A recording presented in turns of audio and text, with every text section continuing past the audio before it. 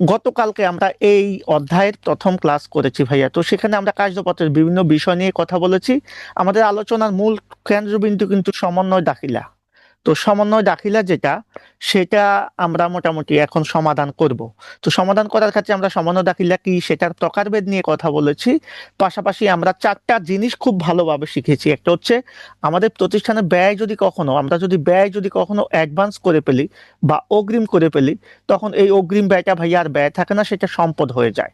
ঠিক এটার বিপরীতে অগ্রিম আয় হলে সেটা আর আয় থাকে না, সেটা দায় হয়ে যায়। আর যদি ব্যয় বাকি থাকে, তুমি খরচ করেছো টাকা দাও নাই, তখন এটা তোমার জন্য দায়। আর ব্যয় যদি তোমার আয় যদি তোমার বকেয়া থাকে বা প্রাপ্য থাকে, অর্থাৎ তুমি একটা কাজ করেছো ভাই কিন্তু এখনো টাকা পাও নাই, সেটা তোমার জন্য সম্পদ। সোজা কথা আমরা বলেছি আমাদের ভবিষ্যৎ সুবিধা যেখান থেকে আমরা ভবিষ্যৎ সুবিধা পাবো, সেটাই আমাদের সম্পদ। সেটাই আমাদের সম্পদ। আর যেখানে আমরা কি করবো, যেই জায়গাতে আমাদের ভবিষ্যতে সুবিধা দিতে হবে, যা দিতে হবে সেটাকে আমরা কি বলবো, দায় বলবো অ্যাকাউন্টিং এর ভাষায়। এই দুইটা বিষয় আমরা একটু মাথায় রাখবো ইনশাল্লাহ, তাহলে আমাদের স্যার সিকিউ প্র্যাকটিস করাবেন? হ্যাঁ ইনশাল্লাহ, আমরা আগে বেসিকটা শেষ করানোর পরে আমরা অধ্যায় ভিত্তিক, যেমন কার্যপত্র শেষ করার পরে আমরা কি করব, এই অধ্যায়ের গুরুত্বপূর্ণ বোর্ড প্রশ্নগুলো সমাধান করাবো, অবশ্যই করাবো, প্রত্যেকটা জিনিস ধরে ধরে করাবো ইনশাল্লাহ। তোমরা শুধু পাশে থাকো, সবই তোমাদের সমাধান হয়ে যাবে। এরপর আমরা সমন্বয় দাখিলার বকেয়া সংক্রান্ত বিষয় নিয়ে আলোচনা করেছি। আমরা বলেছি বকেয়া আয় এবং বকেয়া ব্যয়। তো আমরা দেখেছি বকেয়া আয়টা মানে হচ্ছে আমরা যে আয়টা করেছি এখনো টাকা পাই না, এটা আমরা ভবিষ্যৎ সুবিধা পাবো, সেজন্য এটা সম্পদ। তো এটার জাবেদ আমরা কি দিয়েছি, বকেয়া আয় ডেবিট আর আয় ক্রেডিট, এটা জাবেদা, সমন্বয় জাবেদা এটা। আর ব্যয় বকেয়া থাকলে ভাইয়া এটা আমাদের দায় হয়, বকেয়া ব্যয় বা অপ্রদত্ত ব্যয়, হ্যাঁ, বা বকেয়া খরচ। তো একদিকে আমাদের যদি ব্যয় বকেয়া থাকে, একদিকে আমাদের ব্যয় বাড়লে আমাদের ডেবিট হবে, আর বকেয়া ব্যয়টা আমাদের একটা দায় বাড়ে, সেটা কি হবে, ক্রেডিট হবে। এই জাতীয় সমন্বয় দাখিলা কালকে আমরা সমাধান করেছি। আজকে আমরা মূলত আলোচনা করব আমাদের সবচাইতে জটিল যে টপিকটা, অগ্রিম সংক্রান্ত। আমি একটা কথা বলি তোমাদেরকে, সমন্বয় দাখিলের সবচাইতে জটিল অংশ এটা, এই যে অগ্রিম, সবচাইতে জটিল অংশ এটা। তবে এই জটিলটাকে আমরা জটিল মনে করব না, এই জটিলটাকে আমরা সহজে শেখার ট্রাই করব। আমি সবাইকে একটু রিকোয়েস্ট করব, তোমরা প্লিজ ভাইয়া একটু কাইন্ডলি ক্লাসগুলোকে একটু শেয়ার করে দাও, আমাদের জন্য উপকার হবে। আমরা প্রত্যেকে ইনশাল্লাহ প্রত্যেকের ক্লাসটা ভালোভাবে করতে চাই। ওকে, সমস্যা নাই।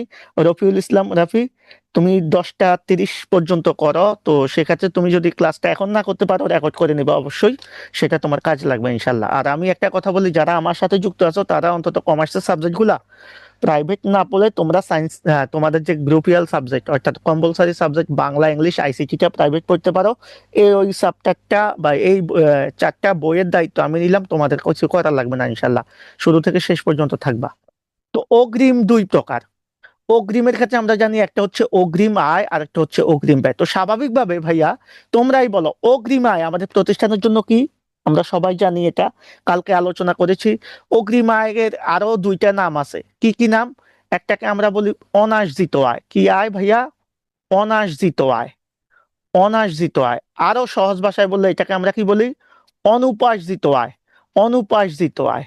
তাহলে অনুপার্জিত আয় বা অনার্জিত আয় বা অগ্রিম আয়, এই বিষয়টা কি আমাদের প্রতিষ্ঠানের জন্য?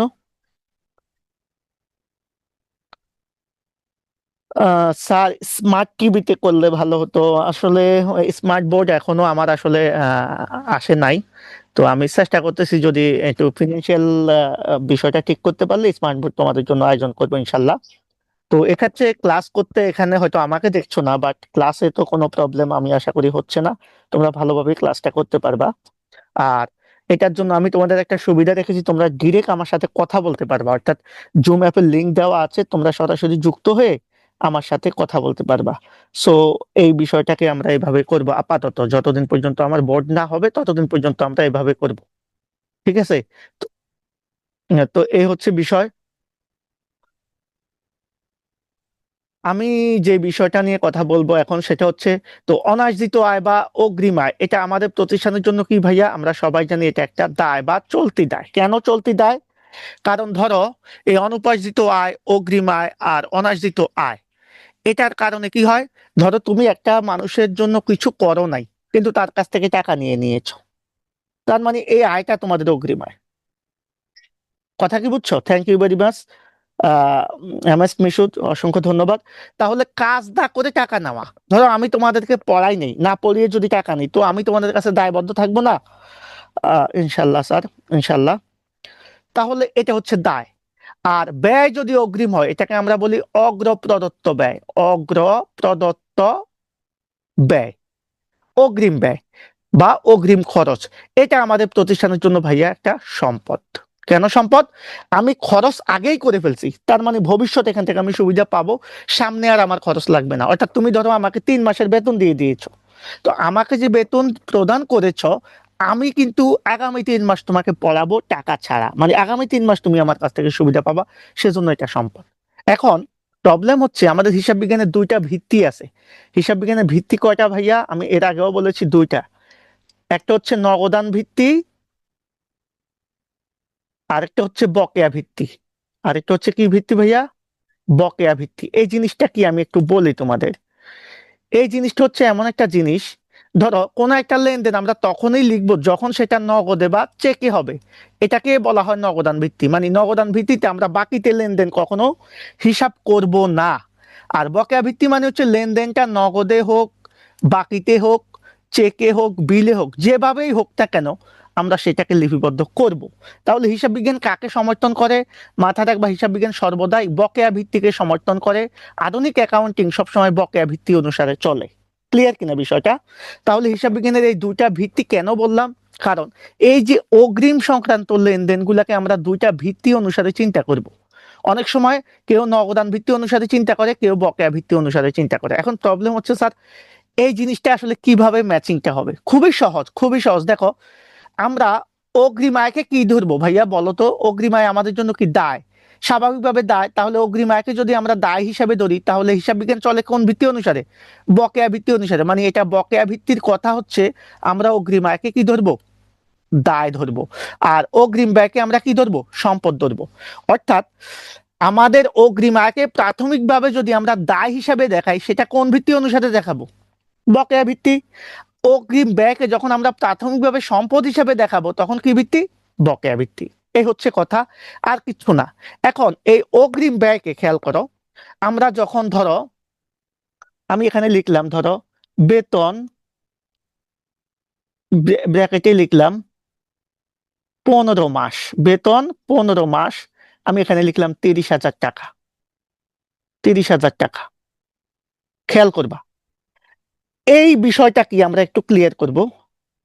হ্যাঁ, এটা পার্ট 4। ওকে, এটা পার্ট 4। এর আগে 3টা ক্লাস হয়েছে, অবশ্যই 3টা ক্লাস দেখে নিবা, তাহলে তোমাদের ক্লিয়ার হবে। Thank you very much. তো দেখো আমাদের এই যে বিষয়টা, এই অধ্যায়টার জন্য আমরা অনেকগুলো ক্লাস দিতে হবে তোমাদের ভালো করার জন্য। ওকে, আমি কিন্তু চাইলে 2টা ক্লাস বা একটা ক্লাসে, অন্যান্য কোচিং সেন্টার বা অন্যান্য যারা লাইভ ক্লাস নেয়, প্রি ক্লাস নেয়, তারা কিন্তু 2টা ক্লাসের বেশি দিবে না তোমাকে। তোমাদেরকে একটা ক্লাস 2টা ক্লাস দিয়ে আকৃষ্ট করে এরপরে কোচিং এ ভর্তি করাবে। কিন্তু আমার কথা হচ্ছে না, আমি তোমাদেরকে সার্ভিস দিচ্ছি, ভালোভাবেই দিচ্ছি, যাতে তোমরা মোটামুটি যা শিখো খুব ভালোভাবে শিখতে পারো। তো এখন এখানে কাজটা কি হবে ভাইয়া? কাজটা কি আমরা একটু দেখি। এই যে বেতনটা দিয়েছি 15 মাস, আমরা মনে রাখবা হিসাব বিজ্ঞান সর্বদাই সবসময় আমরা করব 1 বছরের জন্য। অঙ্ক করবো আমরা কয় বছরের জন্য? 1 বছরের জন্য। তো 1 বছর সমান কত মাস? 12 মাস। এখন আমরা বেতন দিয়েছি কত মাসের? 15 মাসের। তাহলে এখানে কে আমরা এই বেতনটাকে কি বলবো বলতো? এই বেতনটাকে আমরা কি বলবো? এই যে বেতনটা দিয়েছি আমরা যদি জাবেদা করি, জাবেদা করি, সাধারণ জাবেদা করি, তখন আমরা কি বলবো? এটা হচ্ছে অগ্রিম বেতন। কেন ভাই? কারণ আমরা তো 1 বছরের অঙ্ক করি, তাহলে বেতন দেওয়ার কথা 12 মাসের, কিন্তু আমি বেতন দিলাম 3 মাসের বেশি, তাহলে এটা কি বেতন?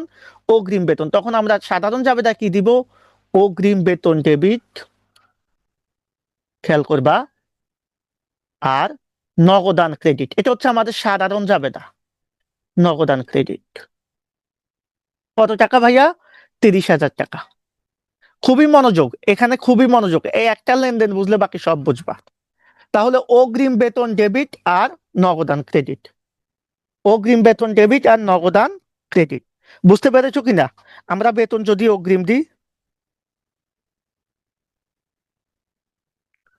আগের ক্লাসগুলা ভাইয়া সবগুলা ক্লাস আমরা ফেসবুক পেজে আছে, ইউটিউব চ্যানেলে আছে, আমি দিয়ে দিব ইউটিউব চ্যানেলের লিঙ্কটা ক্লাস শেষে এখানে দিয়ে দিব, ফেসবুক পেজের লিঙ্কটাও। তো এখানে ক্লাস হচ্ছে ফেসবুক পেজের মাধ্যমে। তোমরা যারা পারবা না তারা আমার আইডিটা আছে শাহাদাত খান রাশেদ, সেখানে নক দিবা, ওকে। আর আমাদের হোয়াটসঅ্যাপ গ্রুপে যুক্ত হয়ে যাবা, সেখানেও পাবা। তো দেখো, অগ্রিম বেতন ডেবিট, নগদান ক্রেডিট, এটা সাধারণ যাবে না। কেন দিলাম ভাই? কারণ আমি তো ভাইয়া, আমরা জানি আমরা 12 মাসের অঙ্ক করি, মানে 1 বছরের অঙ্ক, কিন্তু আমরা বেতন দিয়েছি 3 মাসের বেশি। সেজন্য বেতনটাকে এখন আমরা বেতন হিসাবে না লিখে কি দেখিয়েছি, অগ্রিম বেতন হিসেবে দেখিয়েছি। তাহলে এই অগ্রিম বেতনটা আমাদের জন্য কি সম্পদ, তাহলে অগ্রিম ব্যয়কে আমরা প্রাথমিকভাবে সম্পদ হিসাবে দেখিয়েছি। এটাই মূলত বকেয়া ভিত্তির কথা। তাহলে আমরা বছর শেষে যদি সমন্বয় করি, এই সমন্বয় দাখিলাটা কিরকম হবে? সমন্বয় দাখিলাটা এখন আমরা দেব। দেখো, খুবই গুরুত্বপূর্ণ বিষয়, একটু মনোযোগ দিয়ে শুনো ভাই। ধরো তুমি তোমার প্রতিষ্ঠানে, মানে তোমার একটা কি আছে, ধরো তোমার একটা হচ্ছে ব্যবসা আছে, তুমি তুমি ব্যবসায় প্রত্যেক মাসে মনে করো 2,000 টাকা করে বেতন দাও। তাহলে এই যে 2,000 টাকা করে বেতন দিচ্ছ, তাহলে তুমি 1 বছরে বেতন দিবে কত ভাই? 1 মাসে যদি 2,000 টাকা দাও, 1 মাসে যদি তুমি 2,000 টাকা বেতন প্রদান করো, 2 মাসে কত দিবা? 4,000। 3 মাসে কত দিবা? 6,000। এইভাবে তুমি 1 বছর সমান কত মাস? 12 মাস। তো 12 মাসে তুমি কত দিবা ভাইয়া? 12 মাসে আমি প্রদান করব 24,000। তাহলে আমি 1 বছর শেষে আমার খরচ হবে কত বলো তো? তোমরাই বলো। 24,000। তাহলে আমি 12 মাসে খরচ হওয়ার কথা কত? 24,000। তাহলে এই যে বছর শেষে আমি সমন্বয় করব, বছর শেষে আমার এই অগ্রিম বেতনের মধ্যে বেতন খরচ হচ্ছে কত বলো? তোমরা আমাকে বলো। বেতন খরচ হয়ে যাচ্ছে কত মাসের? 12 মাসের। তাহলে আমি জাবেদা দিব বেতন খরচ ডেবিট, খেয়াল করবা, বেতন খরচ ডেবিট। তাহলে 12 মাসের কত টাকা খরচ হচ্ছে? 24,000 টাকা। আর এই যে আমাদের শুরুতে, খেয়াল করবা, খুবই গুরুত্বপূর্ণ কথা, শুরুতে যে আমাদের অগ্রিম বেতন ছিল 30,000, এখন কি অগ্রিম বেতন আর 30,000 থাকবে?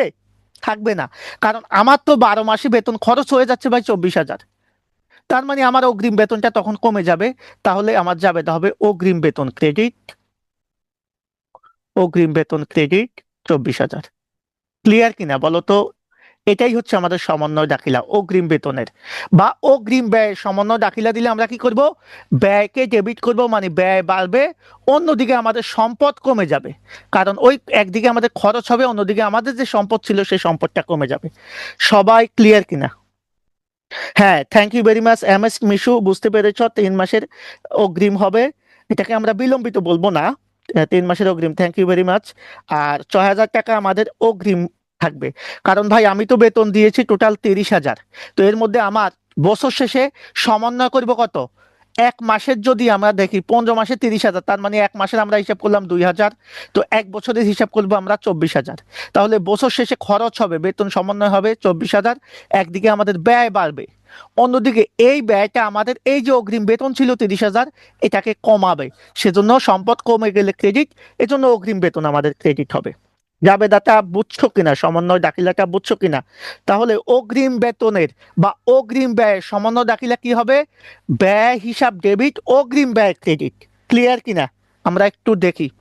তাহলে আমরা বকেয়া ভিত্তি অনুযায়ী যদি জাবেদা দিই, তখন আমরা দেখবো অগ্রিম ব্যয়কে প্রাথমিকভাবে আমরা সম্পদ হিসাবে দেখিয়েছি সাধারণ জাবেদায়।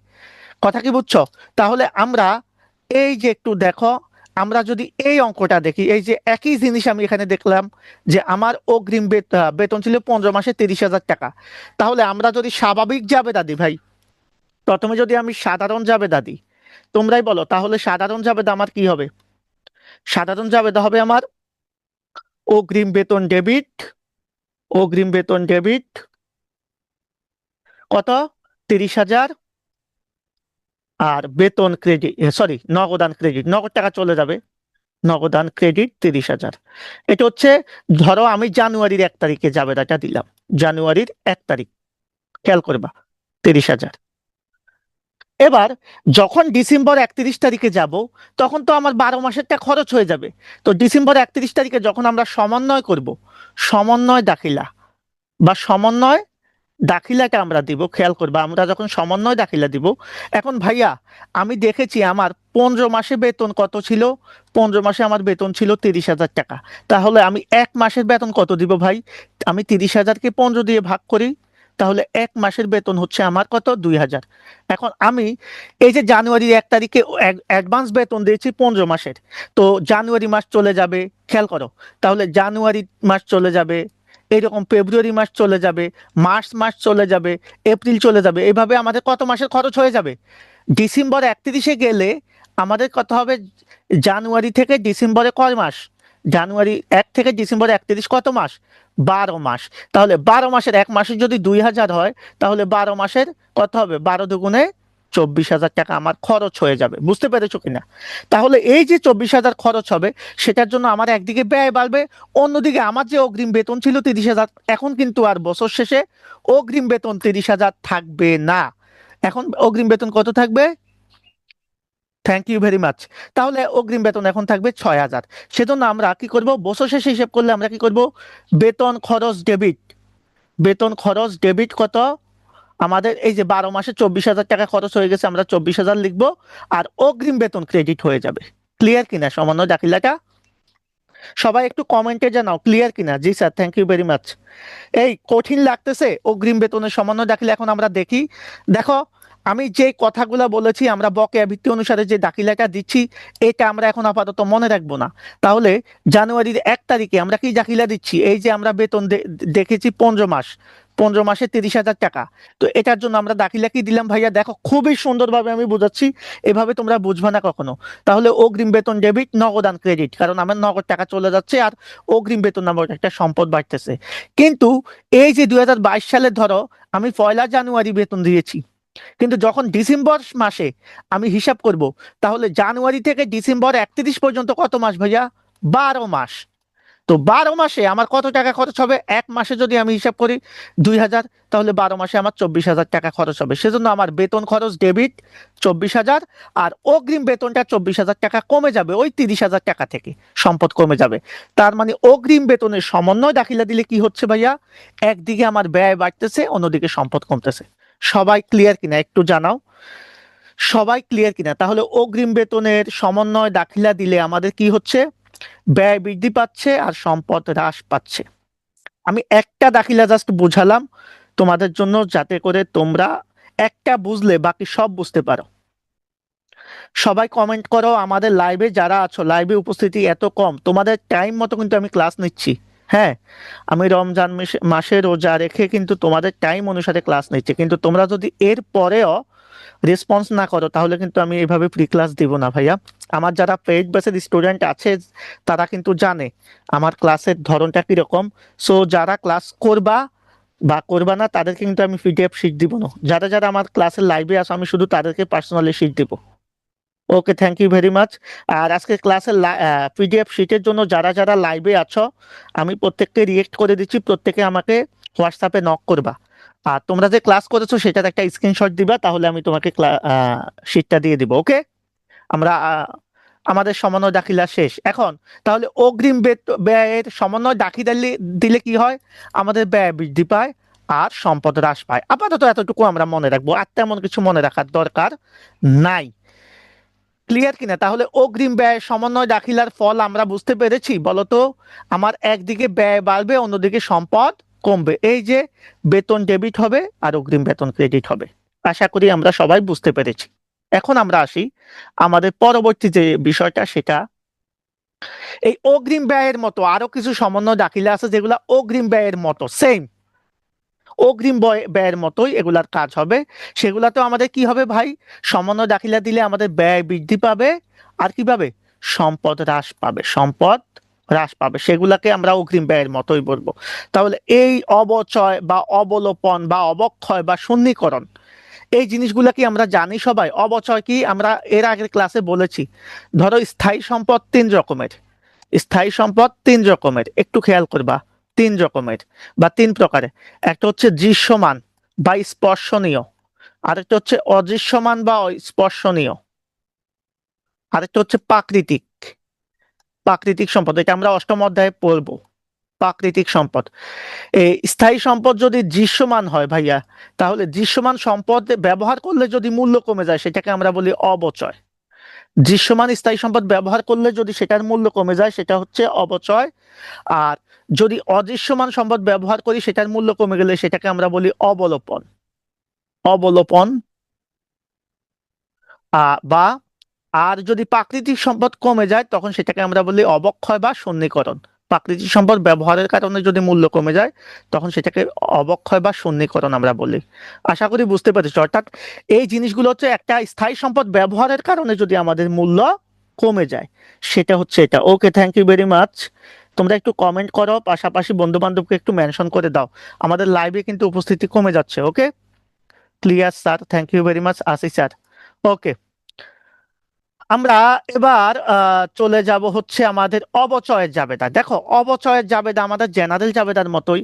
একটা স্থায়ী সম্পদের যদি আমরা কি করি, ব্যবহার করি, তাহলে ওই সম্পদের মূল্য কমে যায়। ধরো আমি বললাম আসবাবপত্র, আসবাবপত্র ধরো আছে 10,000 টাকা, ব্র্যাকেটে বললাম অবচয় 10%, অবচয় 10%। খেয়াল করো, মানে এই আসবাবপত্র যে 10,000 টাকা তোমার আছে, প্রত্যেক বছর এটার মূল্য কমবে 10%। মানে এই 10,000 টাকার 10% কত ভাই? আমরা সবাই জানি একটা শূন্য কমাই দিলেই আমরা 1,000 টাকা পাবো। এটাই হচ্ছে অবচয়। মানে প্রত্যেক বছর আসবাবপত্র থেকে 1,000 টাকা কমে যাবে। তাহলে এই যে আসবাবপত্র থেকে প্রতি বছর 1,000 টাকা কমে যাবে, ভাইয়া বলো তো প্রথম বছর কত কমবে? প্রথম বছর অবচয় কত হবে আমাকে একটু বলো। প্রথম বছর অবচয় হবে কত ভাই? আমি এখানে লিখি, অবচয় প্রথম বছর কত হবে? 1,000। প্রত্যেক বছর 1,000 করে কমবে। দ্বিতীয় বছর কত কমবে? দ্বিতীয় বছরে 1,000 কমবে। তৃতীয় বছরে 1,000, এইভাবে অবচয় কমবে। চতুর্থ বছরও 1,000, এভাবে সম্পদের মূল্য কমবে। পঞ্চম বছরও 1,000। এইভাবে যখন দশম বছরে যাব তখন অবচয় হবে 10,000 টাকা। মানে 10 বছর পর আমার এই যে 10,000 টাকার সম্পদ, সেটা আর সম্পদ থাকবে না। কথা বুঝছো কিনা? এটাই হচ্ছে অবচয়। এখন মাথায় রাখবো, আধুনিক অ্যাকাউন্টিং কি করে, এই যে সম্পদ থেকে প্রত্যেক বছর মূল্য কমে যাচ্ছে কত টাকা? 1,000 টাকা। খেয়াল করো, 10% অবচয়ের কারণে প্রত্যেক বছর 1,000 টাকা কমে যাচ্ছে। এই জন্য অবচয়ের বিপরীতে, সম্পদের বিপরীতে একটা তহবিল খোলে। একটা কি খোলে? তহবিল খোলে। যেই তহবিলটার নাম হচ্ছে পুঞ্জীভূত অবচয় বা অবচয় সঞ্চিতি। তাহলে পুঞ্জীভূত অবচয় বা অবচয় সঞ্চিতি কিসের বিপরীতে খোলা হয়? আমার যে প্রত্যেক বছর সম্পদের মূল্য কমে যাচ্ছে সেটার জন্য একটা তহবিল খোলা হয়, যেটার নাম পুঞ্জীভূত অবচয়, যেটা আমরা সম্পদ থেকে সরাসরি বাদ দিয়ে দিব। কেন বাদ দিব? দেখো, প্রথম বছর অবচয় হচ্ছে, তাহলে আমরা পুঞ্জীভূত অবচয় তহবিলে এটাকে নিয়ে যাব। তাহলে পুঞ্জীভূত অবচয় আমাদের কত যাবে? 1,000। পরের বছর আবার 1,000 হচ্ছে, তাহলে আগের তো তহবিলে 1,000 আছে, নতুন করে আবার অবস্থা হচ্ছে 1,000। তাহলে আগের 1,000-এর সাথে 1,000 যোগ হয়ে যাবে, তাহলে তহবিলে জমা হবে আবার 2,000। এর পরের বছর আবার 1,000 অবস্থা হচ্ছে, আবার তহবিলে জমা হচ্ছে কত? 3,000। এর পরের বছর আবার 1,000 যোগ হলে তহবিলে হচ্ছে 4,000। এর পরের বছর আবার তহবিলে 1,000 জমা হবে। এভাবে অবচয় হতে থাকবে। তাহলে কি দাঁড়ালো? এভাবে আমরা দশম বছরে গেলে 10,000 টাকা এখানে তহবিলে হবে। তার মানে 10 বছর পরে এই আসবাবপত্রটা কি হয়ে যাবে? শেষ হয়ে যাবে। আর এই যে তহবিলে আমরা 10,000 টাকা জমা করলাম, এটা দিয়ে আমরা নতুন আরেকটা সম্পদ কিনতে পারবো। এজন্যই আমরা পুঞ্জীভূত অবচয় খুলি। তাহলে যদি সম্পদের অবচয় হয় তাহলে কয়টা কাজ হয় ভাই? দুইটা কাজ হয়। একদিকে কি হয় খেয়াল করো, একদিকে হচ্ছে আমাদের দেখো, একদিকে আমাদের অবচয় নামক ব্যয় হয়, অন্যদিকে আমাদের পঞ্জীভূত না অবচয় নামে একটা তহবিল সৃষ্টি হয়, যেটা আমাদের সম্পদের পরিমাণকে কমায়। যার কারণে এই অবচয় হলে আমরা দুইটা জাবেদা দিব। জাবেদা হবে এটা, একটা হচ্ছে অবচয় ডেবিট, কারণ এটার দিকে, এটার জন্য আমার ব্যয় হচ্ছে 1,000 টাকা। আর 1,000 টাকা কোথায় জমা হচ্ছে ভাইয়া? এই যে পুঞ্জীভূত অবচয় নামক তহবিলে, যেটা আমাদের সম্পদকে কমাবে। আর সম্পদকে কমানো মানে বিপরীত সম্পদ, সেজন্য জাবেদা হবে পুঞ্জীভূত অবচয় ক্রেডিট। বুঝতে পেরেছো কিনা? কারণ এটা আমাদের সম্পদের পরিমাণকে কমিয়ে দিচ্ছে। তাহলে অবচয়ের দাখিলা বুঝতে পেরেছ? অবচয়ের জাবেদা কি হবে?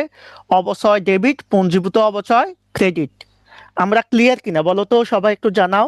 অবচয়ের দাখিলাটা বুঝতে পেরেছো কিনা? সবাই ক্লিয়ার কিনা একটু বলো, তাহলে আমরা পরের দাখিলায় চলে যাব। তাহলে সম্পদের অবচয়, অবচয়ের জাবেদা বা দাখিলা আমরা কি করব? অবচয় ডেবিট, পুঞ্জীভূত অবচয় ক্রেডিট। আমরা বেশিক্ষণ ক্লাস নেব না, 10, 15, 20 মিনিট ক্লাস নেব সর্বোচ্চ। তোমরা একটু কমেন্টে জানাও ক্লিয়ার কিনা। সবাই একটু কমেন্টে জানাও ক্লিয়ার কিনা। আমি তোমাদের জন্য অনেক কষ্ট করে ক্লাস নিচ্ছি, বুঝতে পারছি sir, thank you very much. তুমি চাইলে আমার সাথে কথাও বলতে পারো, হ্যাঁ, মাইক্রোফোন অন করে কথাও বলতে পারো। তোমরা কমেন্টে না জানালে আমি কেমনে বুঝবো রে ভাই। এবার আসো কুরিন সংস্কৃতি, এটা নিয়ে আমি ডিটেলস কথা বলবো। হিসাব বিজ্ঞান প্রথম পত্রের ষষ্ঠ অধ্যায়, কুরিন তো প্রাপ্য হিসাবের হিসাব সংরক্ষণ, এই অধ্যায়ে। সেজন্য এখানে আজকে বিশেষ আলোচনা করলাম না। মনে করে রাখবা, কুরিন সংস্কৃতি সৃষ্টি হলে একদিকে আমাদের কুরিন নামক ব্যয় হয়, কুরিন বা অনাদায়ী পাওনা, তাহলে ব্যয় বৃদ্ধি পেলে ডেবিট। অন্যদিকে কুরিন সংস্কৃতি নামে একটা তহবিল সৃষ্টি হয় বা একটা ভাতা সৃষ্টি হয়, যেটা আমাদের দেনাদারকে কমায়, মানে বিপরীত সম্পদ সৃষ্টি হয়, সেজন্য কুরিন সংস্কৃতি ক্রেডিট হয় জাবেদায়। কুরিন সঞ্চিতি হিসাব ক্রেডিট, কুরিন। এখন কুরিন জিনিসটা কি? আমরা জানি কুরিন মানে হচ্ছে, আমি ধরো বাকিতে বা ধারে বিক্রয় করেছি 10,000 টাকার পণ্য। এই 10,000 টাকার পণ্য বিক্রি করলে আমার কি সৃষ্টি হয় ভাই? একটা দেনাদার সৃষ্টি হয়, আমরা জানি। কারণ তার কাছ থেকে আমি 10,000 টাকা পাবো, আর যার কাছ থেকে আমরা টাকা পাবো সেই হচ্ছে আমাদের দেনাদার।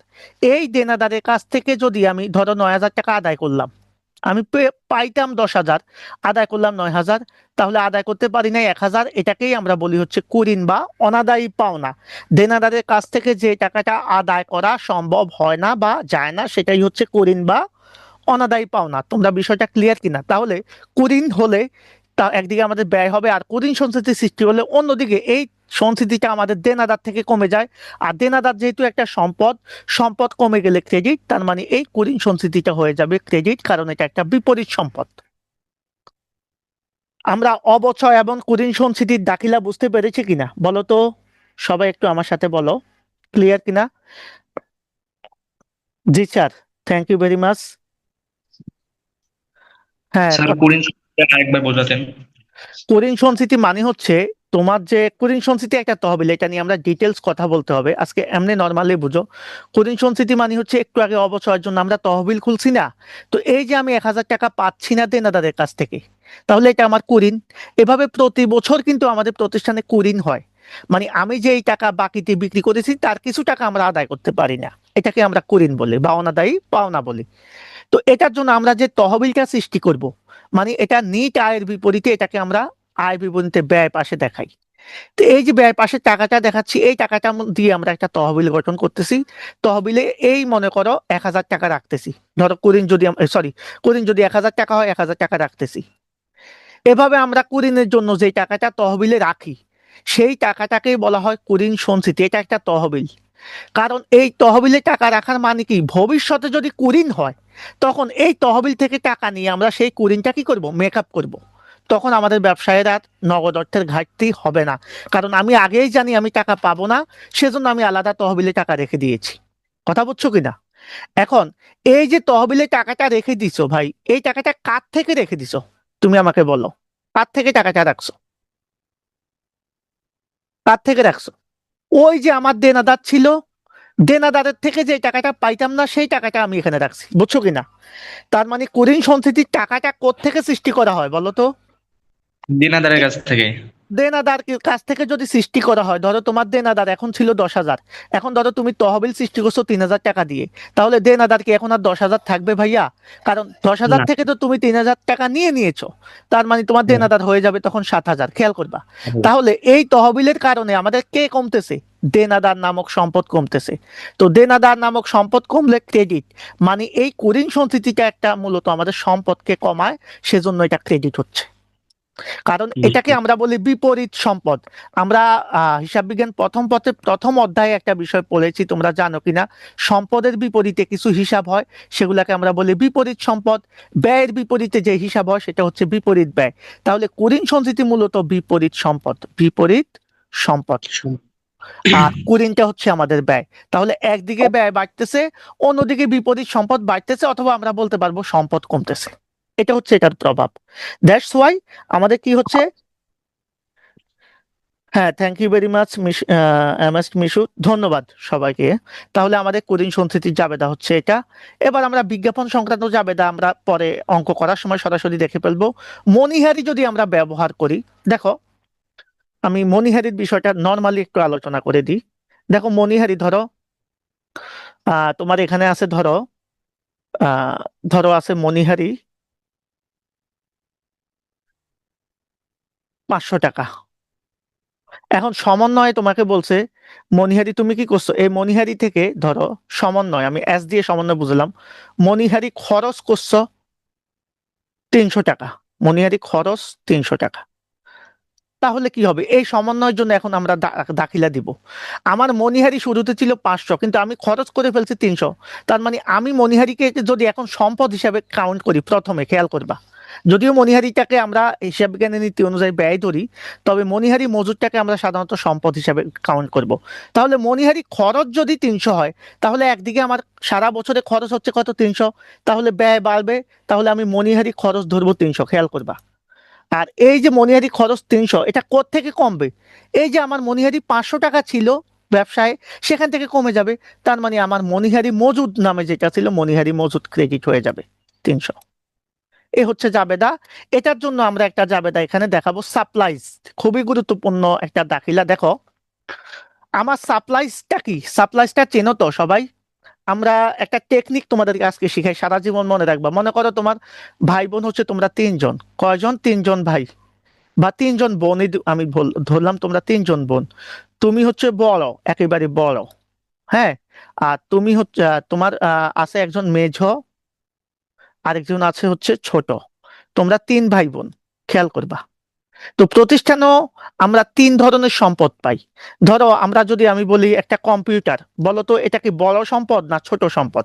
একটা কম্পিউটার বা এসি, এগুলা বড় ধরনের সম্পদ। আবার যদি আমি তোমাকে চিন্তা করে বলি হচ্ছে পেপার ওয়েট, পেপার ওয়েট অথবা স্কেল, অথবা আমি যদি বলতে calculator, calculator, calculator, paper wait বা ক্যালকুলেটর, এগুলা মাঝারি মানের সম্পদ। আবার যদি আমি বলি হচ্ছে ধরো পেন্সিল, রাবার, কাগজ কলম, এগুলো একেবারে ছোট মানের সম্পদ। প্রতিষ্ঠানের সবচাইতে বড় যে সম্পদটা, সেটাকে আমরা বলি হচ্ছে অফিস সরঞ্জাম। ইলেকট্রিক যে সম্পদটা বড়, সেটাকে আমরা বলি কি, অফিস সরঞ্জাম। খেয়াল করবা। আর যেটা মেজ, অফিস সরঞ্জাম থেকে একটু ছোট, সেটাকে আমরা বলি হচ্ছে সাপ্লাইজ।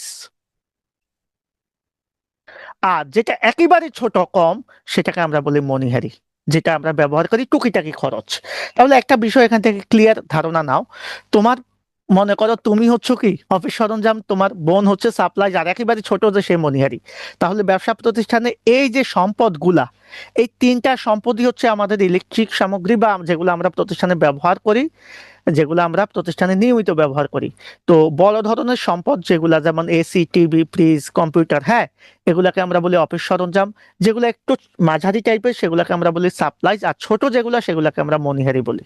এই 3টাই কিন্তু বৈশিষ্ট্যগত দিক থেকে সম্পদ, কারণ এগুলাকে আমরা ব্যবহার করি। তবে হিসাব বিজ্ঞানের একটা সীমাবদ্ধতা আছে, আমরা হিসাব বিজ্ঞান প্রথম পত্রের 5ম অধ্যায়ে শিখবো, সেটা হিসাব বিজ্ঞান নীতিমালায়, যেটা অ্যাডমিশনে এখান থেকে প্রচুর পরিমাণ প্রশ্ন আসে, হ্যাঁ।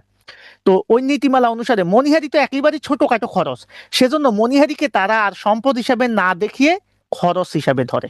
কিন্তু বৈশিষ্ট্যগত দিক থেকে মনিহারিও সম্পদ। তোমাদের এতদিনে এই প্রশ্নটা হয়তো মনে আসে নাই, বাট এটা আসলে সম্পদ। কিন্তু আমরা ওই যে বস্তুনিষ্ঠতার সীমাবদ্ধতা অনুসারে আমরা ছোটখাটো সম্পদকে সম্পদ হিসাবে না দেখিয়ে প্রতিষ্ঠানের সৌন্দর্যের জন্য মনিহারিকে খরচ হিসাবে দেখাই। তাহলে আজ থেকে তোমরা সাপ্লাইজ, অফিস সরঞ্জাম এবং মনিহারি সংক্রান্ত যে প্রবলেমটা হয়, সেটা ক্লিয়ার হয়ে যাবা। এটা নিয়ে আর কোনো প্রবলেম আছে? মনিহারি কি, আর অফিস সরঞ্জাম কি, আর সাপ্লাইজ কি, কোনো প্রবলেম আছে বলো তো আমাকে। এখন আমরা আলোচনা করব, দেখো আমাদের পরবর্তী যে বিষয়টা, সেটা হচ্ছে আমার রেয়া মিলে, এখানে একটা রেয়া মিলে আমাদের কি আছে, দেখো একটু খেয়াল করো।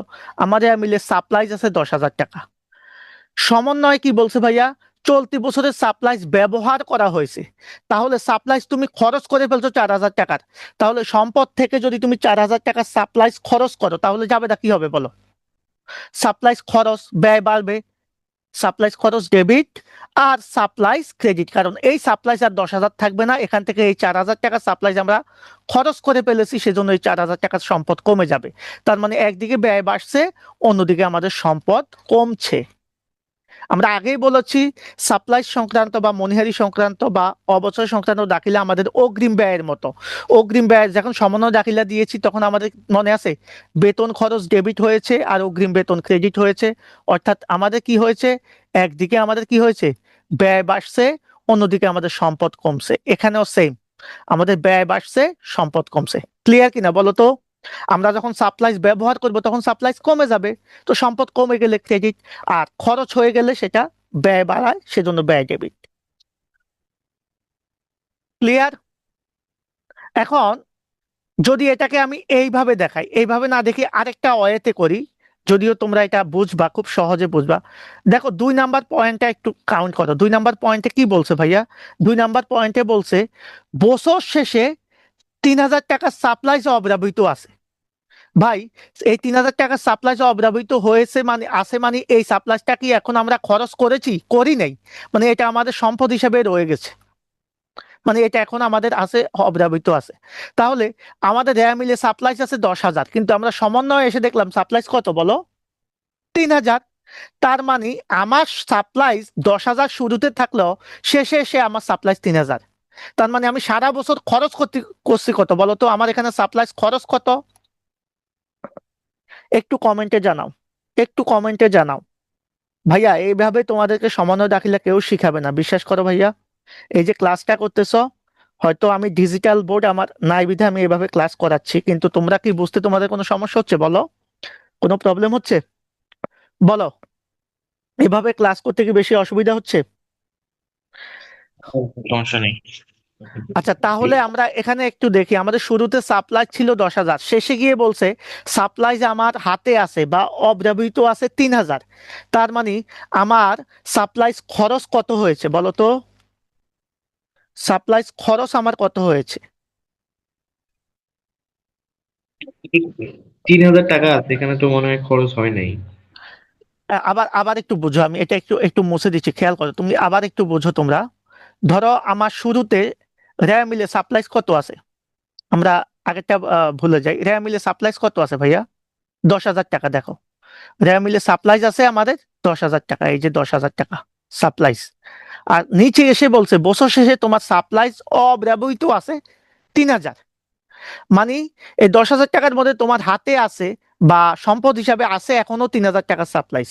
তার মানে সারা বছর, সারা বছর তোমার সাপ্লাইজ খরচ কত হয়েছে? 7,000 টাকা হবে তাহলে মনে হয়। 7,000 টাকা। Thank you very much, thank you very much. যারা লাইভে কমেন্ট করেছো, সুমাইয়া ইসলাম, তারপরে আরবি একটা নাম আমি নাম বুঝতেছি না, ধন্যবাদ, থ্যাংক ইউ ভেরি মাচ। 7,000 টাকা খরচ কিভাবে বুঝলাম ভাই? আমার তো এখানে 10,000 টাকা সাপ্লাই ছিল, সম্পদ ছিল, আর আমার শেষে বলছে আমার হাতে আছে এখন 3,000। তার মানে আমি এই 10,000 থেকে আমি 3,000 বাদ দিলেই আমি খরচটা পেয়ে যাব। তাহলে সাপ্লাইজ খরচ 7,000 টাকা, তো আগের মতো আমরা জাবেদা দিব, খরচ হলে আমাদের ব্যয় বাড়বে, তাহলে সাপ্লাইজ খরচ ডেবিট আর সাপ্লাইজ ক্রেডিট। আমাদের ওই যে সম্পদ কমে যাবে 7,000, তাহলে 10,000 টাকা সম্পদ ছিল, এখান থেকে যখন সম্পদ 7,000 কমে যাবে, দেখো বছর শেষে আমার সাপ্লাইজ হাতে থাকবে 3,000। এটাই হচ্ছে মেন কাজ। তাহলে জাবেদা হবে সাপ্লাইজ খরচ ডেবিট, সাপ্লাইজ ক্রেডিট। বুঝতে পেরেছো জাবেদাটা? তাহলে আমরা মাথায় রাখবো আমাদের রেয়া মিলে যদি সম্পদ থাকে, নিচে সম্পদ থাকলে আমরা এই দুইটার পার্থক্য থেকে আমরা খরচটা বের করে ফেলবো। তাহলে আমাদের অগ্রিম ব্যয় সংক্রান্ত যত সমন্বয় আছে ইনশাল্লাহ আমরা সব শেষ করে ফেললাম, কোনো প্রবলেম নাই। এখন আমরা আলোচনা করব আজকে লাস্ট আলোচনা, অগ্রিম আয়। ভাইয়া আমার এর আগেই বলেছি যে ধরো অগ্রিম আয়টা আমাদের জন্য কি, আমাদের জন্য প্রাথমিকভাবে এটাকে আমরা কি কি নামে চিনি ভাই? অনুপার্জিত আয়। যে আয়টা আমি করি নাই কিন্তু টাকা নিয়ে নিয়েছি এটার জন্য, অথবা অনার্জিত আয়, অনার্জিত আয়। তাহলে অনুপার্জিত আয় ভাইয়া অথবা অনার্জিত আয়, এটা আমার প্রতিষ্ঠানের জন্য অবশ্যই দায়, কারণ আমি কাজ না করে টাকা নিয়েছি। কথা বুঝছো কিনা? তো কাজ না করে যদি আমি টাকা নিই অবশ্যই আমার দায়কে বাড়াবে। সো অগ্রিম আয়কে প্রাথমিকভাবে আমরা দায় হিসাবেই দেখাবো, এটাই হচ্ছে বকেয়া ব্যক্তির কথা। তো ধরো আমি একটা উদাহরণ দিই, ধরো এখানে আমি বললাম উপভাড়া। ধরো উপভাড়া আমি লিখলাম হচ্ছে ধরো 13 মাস, বা আমি লিখলাম 14 মাস, খেয়াল করো 14 মাস লিখলাম, আর এখানে লিখলাম আমি 28,000 টাকা, খেয়াল করো। তাহলে কি দাঁড়াচ্ছে? আমি যদি সাধারণ দাখিলা দিই, বলো তো, আমরা তো 1 বছরের হিসাব করি, তাহলে আমরা সাধারণ জাবেদা কি দিব? আগেরটার মতোই। আমি যদি উপভাড়া পাই তাহলে আমার নগদ টাকা আসে। উপভাড়া তো আমাদের জন্য আয়। উপভাড়া বুঝো তো সবাই। তুমি 4টা রুম ভাড়া নিয়েছো 28,000 টাকা দিয়ে, এর মধ্যে একটা রুম তুমি নিজে ভাড়া দিয়েছো ধরো, সেটাই তোমার আয়, যেটা আমরা শহর অঞ্চলের সাবলেট নামে চিনি। তাহলে এটা দায়। Thank you very much. কারণ উপভাড়া যদি আমরা অগ্রিম দিই, দেখো আমরা 1 বছরের অঙ্ক করি, আগেও বলেছি তো, 1 বছর সমান কত মাস? 12 মাস ভাইয়া।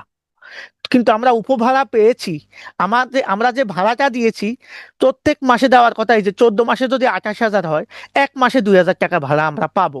কিন্তু আমরা যাকে ভাড়া দিয়েছি সে আমাদেরকে 1 বছরের 12 মাসের পরিবর্তে সে আমাকে 14 মাসের ভাড়া দিয়ে দিয়েছে। তার মানে আমি আয়টা অগ্রিম করে ফেলছি, সেজন্য এটা আমার দায়। তার মানে একদিকে আমার নগদ টাকা আসবে কত? তাহলে নগদান ডেবিট, আমি নগদ টাকা পাবো 28,000।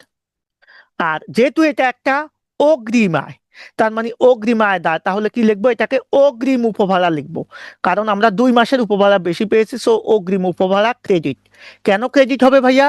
কারণ এতে করে আমার দায় বাড়তেছে। বুঝছো কিনা? এই সাধারণ জাবেদা বুঝছো কিনা? উপভাড়া যদি আমরা 14 মাসের পাই, তাহলে একদিকে আমি নগদ টাকা আসবে, নগদ আসলে আমার সম্পদ বৃদ্ধি পাবে। খেয়াল করবা, সম্পদ বৃদ্ধি। অন্যদিকে এই যে আমি 2 মাসেরটা বেশি পেয়েছি, এটা আমার এখন আর আয় থাকলো না। আয় যদি অ্যাডভান্স আমরা পাই, সেটা আমাদের দায় হয়ে যায়। সেজন্য অগ্রিম উপভাড়ার কারণে আমাদের এখানে দায় বাড়বে। ক্লিয়ার কিনা? সাধারণ জাবেদাটা ক্লিয়ার? থ্যাংক ইউ ভেরি জি মাচ। Sir, clear. এখন আমরা বছর শেষে যদি সমন্বয় করি, আমরা বছর শেষে সমন্বয় করব। খেয়াল করো, সমন্বয় দাখিলা খুবই মজার বিষয়। তো সমন্বয় দাখিলার সিস্টেম হচ্ছে, আমরা এখন বলো বলো তো, এখন জানুয়ারি মাসে তুমি উপভাড়া পেয়েছো জানুয়ারির 1 তারিখে, যখন ডিসেম্বর 31 তারিখে তুমি সমন্বয় দাখিলা দিবা, ধরো ডিসেম্বর 31 তারিখ, তো 31 তারিখে যখন দাখিলা দিবা, তখন তোমার কত মাসেরটা আয় হয়ে যাবে? 12 মাসের তো চলে যাবে, কারণ তুমি 14 মাসের ভাড়া পাইছো। কিন্তু জানুয়ারি থেকে ডিসেম্বর পর্যন্ত সে কত মাস তোমার প্রতিষ্ঠানে ছিল? 12 মাস। তার মানে 12 মাসেরটা কিন্তু এখন তোমার আর দায় থাকবে না। প্রথমে যখন জানুয়ারিতে নিয়েছো, তখন 14 মাসেরটাই তোমার দায় ছিল, সেজন্য 28,000 ক্রেডিট করছো। কিন্তু জানুয়ারি মাস সে ব্যবহার করছে তোমার তার 2,000 টাকা খরচ হয়েছে। ফেব্রুয়ারি মাস সে ব্যবহার করেছে, তার 2,000 টাকা খরচ হয়েছে। এভাবে সে জানুয়ারি থেকে ডিসেম্বর পর্যন্ত কত মাস ব্যবহার করেছে তোমার 12 মাস। 12 মাসে তার খরচ হয়ে গেছে 24,000। তাহলে তোমার দায় কিন্তু এখন কমে যাবে। আর এই 12 মাসে যেহেতু কমে গেছে দায়টা, আর দায় কমলে কি হবে? ডেবিট। সেজন্য অগ্রিম উপভাড়া ডেবিট হয়ে যাবে। দায় কমলে ডেবিট। তাহলে অগ্রিম উপভাড়া ডেবিট হবে কত? ওই যে 1 মাসে 2,000 হলে 12 মাসে 24,000। এই দায়টা কমে যাবে, দায়টা কমে যাবে। আর এই যে অগ্রিম উপভাড়া কমে গেছে, এই 28,000 থেকে 24,000 কমে গেছে, এটা কেন কমছে? কারণ এই উপভাড়াটা তখন আমাদের আয় হয়ে গেছে, সেজন্য উপভাড়া ক্রেডিট। আয় বৃদ্ধি পেলে ক্রেডিট 24,000। তাহলে উপভাড়ার সমন্বয় করলে বা অগ্রিম আয়ের সমন্বয় করলে আমার দায়টা কমে যাবে আর আয়টা বেড়ে যাবে। কারণ শুরুতে যখন আমি টাকাটা নিয়েছি তখন পুরাটাই আমার দায় ছিল, কিন্তু যখন বছর শেষে আমি সমন্বয় করতেছি ভাইয়া, তখন কিন্তু এই টাকাটা আমার আয় হয়ে যাচ্ছে। তার মানে একদিকে আমার দায়টা কমে যাচ্ছে, অন্যদিকে আমার আয়টা বেড়ে যাচ্ছে। তো দ্যাটস ওয়াই এভাবে আমরা সমন্বয় দাখিলা দিব। দেখো, আমি জাস্ট এই যে সমন্বয় দাখিলাটা দেখাচ্ছি তোমাদেরকে। ধরো এখানে লেখা আছে উপভাড়া 14 মাস 21,000 টাকা। তো উপভাড়া 14 মাস যদি 21,000 টাকা হয়, আমরা 21,000-কে তুমি 14 দিয়ে ভাগ করো, 1 মাসেরটা পাবা। 1 মাসের কত ভাইয়া? 1 মাসের হচ্ছে কত? 1,500 টাকা। মানে প্রত্যেক মাসে তুমি উপভাড়া পাবা 1,500 করে। খেয়াল করবা। তাহলে 1 বছরে তুমি উপভাড়া পাবা কত? 12 মাসে 1,500-কে 12 দিয়ে গুণ করবা, দেখবা 18,000 টাকা পাবা। এটা তোমার বছর শেষে আয় হবে। কিন্তু শুরুতে যখন তুমি উপভাড়াটা জানুয়ারি মাসে নিয়েছো, কত মাসে নিয়েছো ভাইয়া? 14 মাসের। তখন তুমি নগদ টাকা পেয়েছো 21,000। আর যেহেতু এটা 14 মাসের নিয়েছো, এই আয়টা তোমার কি হয়ে গেছে? অগ্রিম। আর অগ্রিম আয় হলে সেটা দায় বাড়ে, সেজন্য অগ্রিম আয় বা অগ্রিম উপভাড়া ক্রেডিট সাধারণ দাখিলা আমরা দিলাম। এবার একই কথা, আমার সেম কথা যেটা বলেছি, আমরা এখন বছর শেষে সমন্বয় করব। এই যে জানুয়ারির 1 থেকে এখন আমরা ডিসেম্বর 31-এ চলে যাব। তো ডিসেম্বর 31-এ যদি যাই, 2022 সালের ডিসেম্বর 31 তারিখে কত মাস অতিক্রম হবে? 12 মাস। তো 12 মাসে আমার এই যে দায় ছিল, দায় 12 মাসেরটা কমে যাবে, কারণ আমি তো 14 মাসেরটা নিয়েছি। তো 12 মাসেরটা আমার আয় হয়ে যাবে। তাহলে আয় হলে আমার দায়টা কমে যাবে। তাহলে দায় কমে গেলে ডেবিট, সেজন্য অগ্রিম উপভাড়া আগে যেটা ক্রেডিট হয়েছে সাধারণ যাবে দায়, সেটা এখন ডেবিট হয়ে যাবে।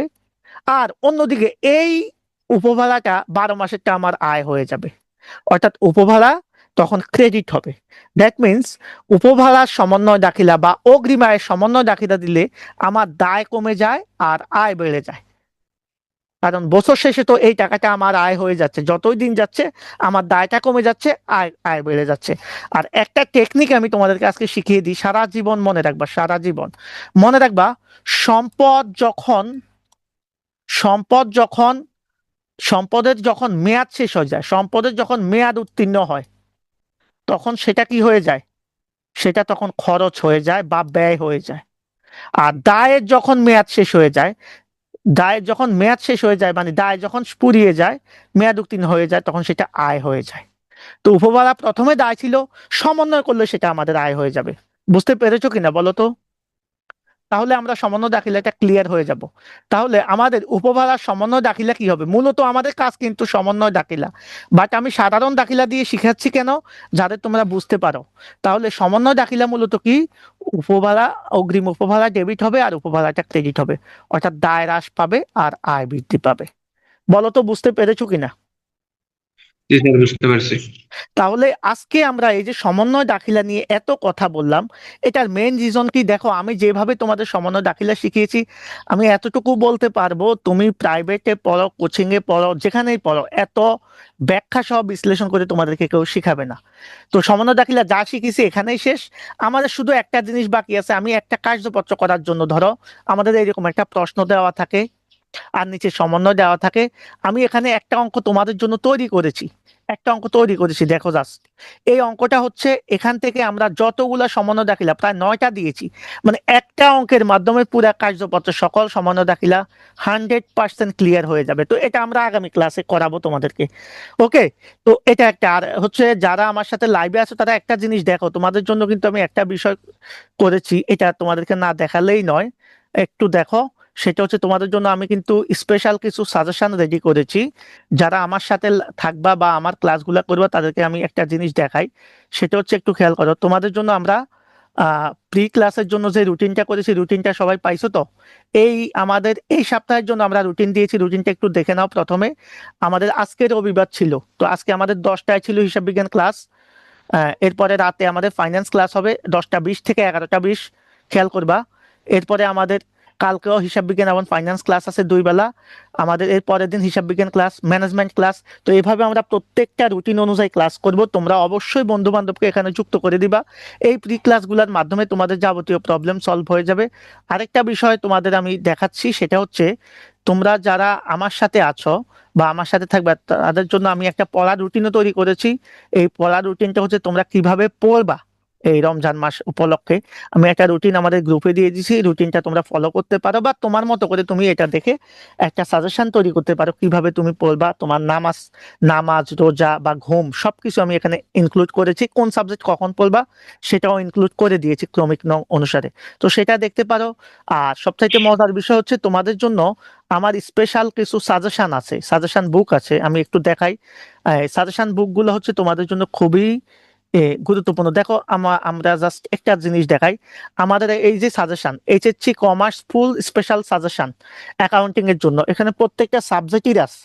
যেমন হচ্ছে অ্যাকাউন্টিং এ আমরা প্রথম অধ্যায়, হিসাব বিজ্ঞান প্রথম পত্রের প্রথম অধ্যায় আমি কি শিখবো ভাই? আমি তো জানি না, ধরো প্রথম অধ্যায়ে আমি কি শিখবো। তো ক নাম্বারের জন্য কি প্রশ্ন আসবে, ক নাম্বারের জন্য সেটা আমরা এখানে উল্লেখ করে দিলাম। খ এবং গ এর জন্য এই প্রথম অধ্যায় থেকে কি টাইপের প্রশ্ন আসবে। আবার দ্বিতীয় অধ্যায় দেখো, দ্বিতীয় অধ্যায় ক এর জন্য আমাদের কি প্রশ্ন আসবে, খ এবং গ এর জন্য কি প্রশ্ন আসবে। তৃতীয় অধ্যায়ে ক এর জন্য কি প্রশ্ন আসবে, খ এবং গ এর জন্য কি প্রশ্ন আসবে সেটা আছে। আর এভাবে আমাদের প্রত্যেকটা হিসাব বিজ্ঞান প্রথম পত্র এবং দ্বিতীয় পত্রের জন্য আমাদের প্রত্যেকটা চ্যাপ্টার ওয়াইজ, হ্যাঁ চ্যাপ্টার ওয়াইজ কিন্তু আমাদের একবারই প্রত্যেকটা জিনিস আছে। হ্যাঁ, তো এটা আমার নিজস্ব তৈরি করা। এই সাজেশনটা কেউ যদি পেতে চাও আমার সাথে কন্ট্যাক্ট করবা। আর এটা হচ্ছে আমি পিডিএফটা ফ্রিতে সামান্য কিছু ইয়াতে দিব। আরেকটা হচ্ছে তোমাদের ইয়া লাগবে না, তোমাদের কি বলে কোনো সাজেশন বই টই কিনা লাগবে না, আমি এখান থেকে তোমাদের একটা জিনিস দেখাই, সেটা হচ্ছে তোমরা সবই পাবা আমার কাছে। সেটা হচ্ছে তোমাদের যে প্রত্যেকটা চ্যাপ্টার ওয়াইজ সাজেশন, অর্থাৎ একটা অধ্যায়ের জন্য তুমি কয়টা প্রশ্ন সলভ করবা, খেয়াল করো। আমি একটা জিনিস দেখাচ্ছি, আমি এখানে অনেকগুলা ফাইল তো 1 মিনিটে খুঁজে দিচ্ছি তোমাদেরকে। তো তোমরা একটা অধ্যায়ের জন্য কয়টা প্রশ্ন সলভ করবা, হ্যাঁ, আমি সেটার একটা সাজেশন তৈরি করেছি। ধরো আমি এখানে এমনি নর্মালি বলি, ধরো প্রথম পত্রের প্রথম অধ্যায়ের জন্য আমরা 5টা প্রশ্ন দিয়েছি, হ্যাঁ। এই 5টা প্রশ্ন করবা তুমি, 5টা প্রশ্নের মধ্যে ধরো এই অধ্যায়ের জন্য আমি 5টা প্রশ্ন দিয়েছি আলাদাভাবে। এই 5টা প্রশ্ন প্র্যাকটিস করলে তোমার এই অধ্যায়টা আর করা লাগবে না। আবার দ্বিতীয় অধ্যায়ের জন্য আমি 60টা প্রশ্ন দিয়েছি, তৃতীয় অধ্যায়ের জন্য আমি 5টা প্রশ্ন দিয়েছি, এভাবে 4টা 5টা 6টা প্রশ্ন, সর্বোচ্চ 60টা প্রশ্ন দিয়েছি।